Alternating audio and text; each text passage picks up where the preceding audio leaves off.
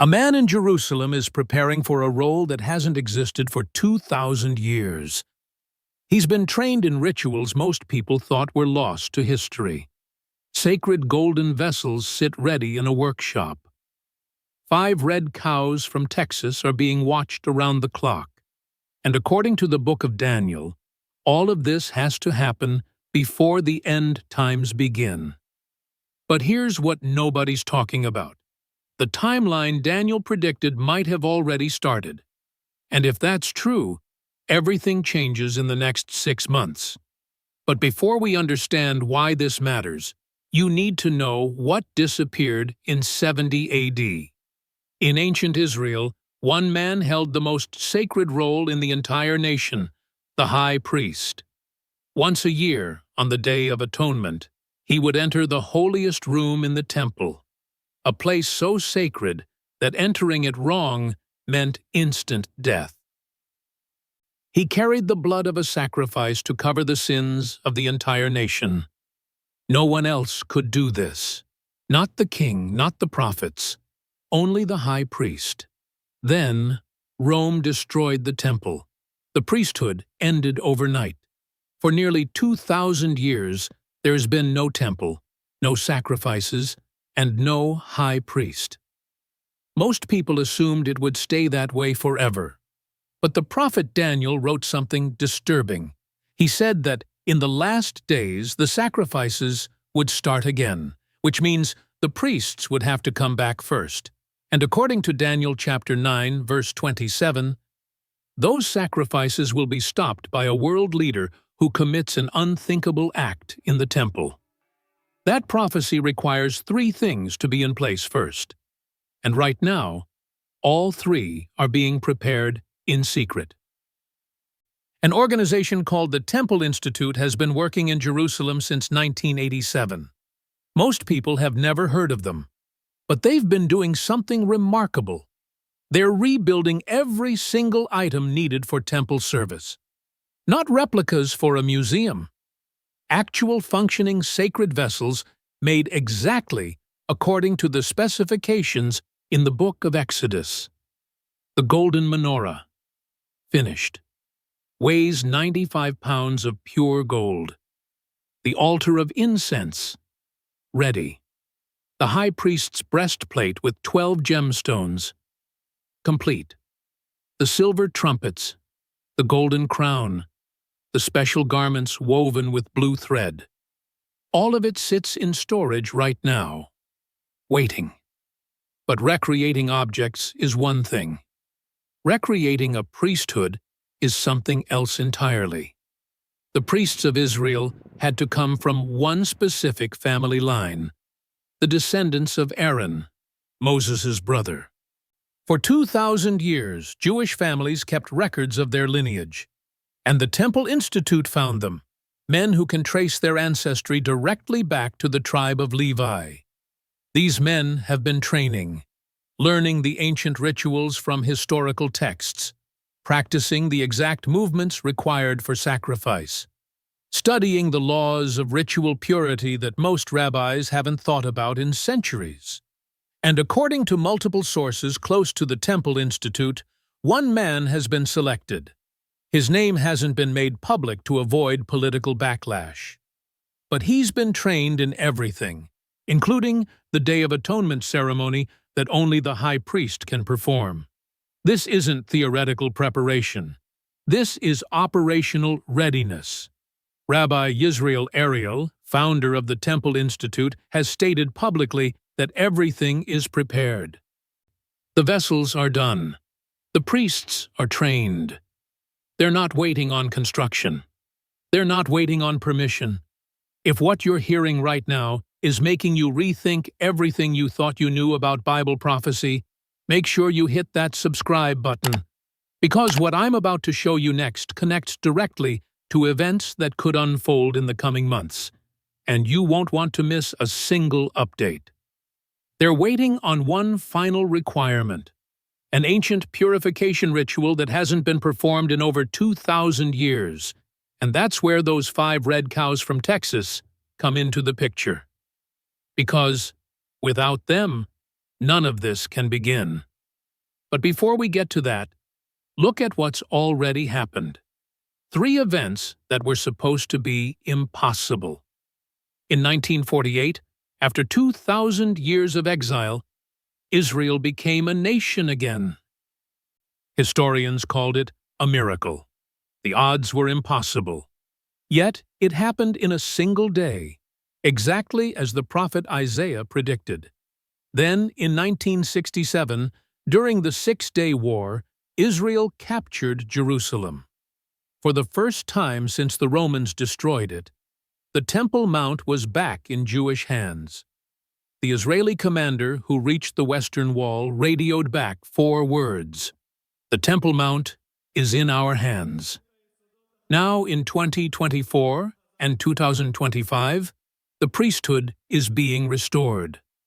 3 impossible events, all within 77 years, and all of them had to happen before Daniel's prophecy could unfold. Because Daniel wasn't writing about the past, he was writing about right now.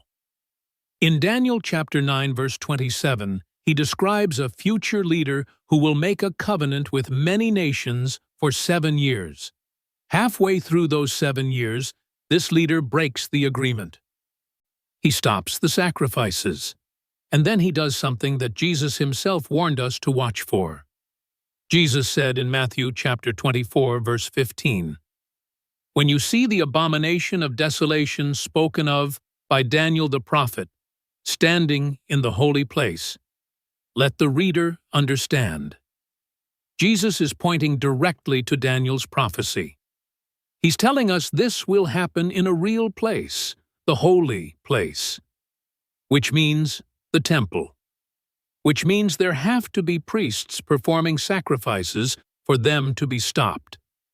And according to Daniel, this timeline has a very specific trigger point: a peace agreement involving Israel and multiple nations. Right now, negotiations are happening in the Middle East that match this description exactly. But there's still one piece missing. The book of Numbers, chapter 19, describes something strange. A ritual involving a completely red cow, no spots, no blemishes, not even 2 hairs of a different color. This cow would be sacrificed, burned completely, and its ashes mixed with water. That mixture was used to purify priests and sacred objects from contact with death. Without this purification, no priest can serve. No sacrifices can be offered. The entire system stops before it starts. For 2,000 years, this seemed impossible. Red heifers that perfectly qualify are extremely rare. Jewish scholars debated whether they'd ever appear again. Then, in 2022, something unexpected happened. 5 unblemished red heifers were born in Texas. A rancher who understood the requirements contacted Jewish organizations in Israel. After careful examination, all 5 qualified under the strict biblical standards. These heifers were flown to Israel in September 2022. They're now being raised under constant supervision at a secure location. Every day, handlers check for disqualifying marks. If even 2 non-red hairs appear, that heifer can't be used. And here's what most people don't realize: the cows have an expiration date. According to Jewish tradition, the heifer must be at least 2 years old but less than 4. These heifers are now within that window, which means the purification ceremony could happen at any moment. The Temple Institute has already built the altar where the ceremony will take place. They've identified the location. They've trained the priests in the exact procedure. Right now, we could be weeks, not years, away from the moment when the priesthood becomes ceremonially pure and ready to serve. And once that happens, there's nothing stopping the sacrifices from beginning, which means we could be watching the opening moves of Daniel's prophetic timeline happen in real time. So, what exactly did Daniel predict? And why does it matter right now? Daniel chapter 9 contains one of the most precise prophecies in the entire Bible. It's called the 70 weeks prophecy. Daniel describes 70 periods of 7 years, 490 years total. The first 483 years have already been fulfilled with incredible accuracy, ending exactly when Jesus entered Jerusalem. But there's 1 week left. 7 final years. And this is where everything we're seeing right now connects. Daniel says this final 7-year period begins with a covenant, a peace agreement involving Israel and many nations. The prophecy states, "He will confirm a covenant with many for 107." Right now, discussions are happening about expanding the Abraham Accords. Multiple Middle Eastern nations are negotiating normalized relations with Israel. It matches the description. But here's the disturbing part. Halfway through those 7 years, at the 3.5-year mark, something breaks. Daniel says the leader who made the covenant will put an end to sacrifice and offering. This is where Jesus' warning comes in. He calls it the abomination of desolation. A moment when something so profane happens in the temple that it triggers the worst period of tribulation in human history. But this is the detail most people miss. For sacrifices to be stopped, they have to be happening first. Which means before this 7-year period even begins, the temple service must already be operational. The priests must already be serving. The daily offerings must already be taking place. If you're connecting these dots and realizing how significant this moment in history really is, you're not alone. Thousands of people are following these developments closely. Tap that subscribe button and join a community that's watching prophecy unfold in real time. You'll want to be part of the conversation when the next piece falls into place. Some scholars argue this prophecy was fulfilled in the past, but they can't explain how. The specific details don't match any historical event. No peace covenant, no midpoint betrayal, no 3.5-year structure. The only way Daniel's prophecy makes sense is if it's still future, which means everything happening right now in Jerusalem isn't coincidence. Jesus told us in Matthew chapter 24, verse 42, "Keep watch, because you do not know on what day your Lord will come." He wasn't telling us to be paranoid. He was telling us to be aware. And when you look at current Middle East negotiations alongside a trained high priest and red heifers ready for purification, something alarming emerges. We might not just be close to Daniel's timeline, we might already be watching it begin. So what does this mean for you right now? First, understand what this is not. This is not about fear. This is not about panic. And this is not about obsessing over dates that no one can know. Jesus himself said, "No one knows the day or the hour." That hasn't changed. But Jesus also said we should recognize the season. He compared it to recognizing summer when trees start budding. When you see certain signs appearing together, you know something is close. A high priest trained and ready. Temple vessels completed. Red heifers qualified and within the age window. Peace negotiations matching prophetic descriptions. All of these happening simultaneously after 2,000 years of nothing. That's not random. That's a pattern. And here's what matters most. The book of Hebrews tells us something crucial. It says in chapter 4, verse 14, "We have a great high priest who has ascended into heaven, Jesus, the Son of God." The earthly high priest in Jerusalem might be preparing to serve. But if you've trusted in Jesus, you already have a high priest. One who doesn't need red heifer ashes. One who doesn't serve in an earthly temple.